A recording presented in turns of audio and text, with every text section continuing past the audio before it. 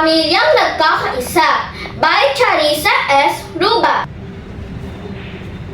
Ang aming pamilya tunay ngang nagkakaisa. Sa bawat gawain, hindi ka maiiwan mag-isa.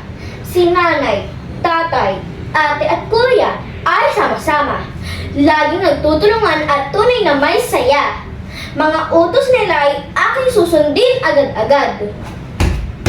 Pagdarabog ay di gagawin. Sa iba ay di tutulad. Ang mga lituntunin lahat ng mga nakasaad ay tutuparin namin upang sumaya at umunlad. Ang pag-aaral ay aking laging uunahin. Sa gawaing bahay ako'y tutulong din. Hindi makikipag-away, kapatid ay mamahalin. Magiging magalang sa mga mahal sa akin. Pamilyang Nagkakaisa by Charissa S. Ruba.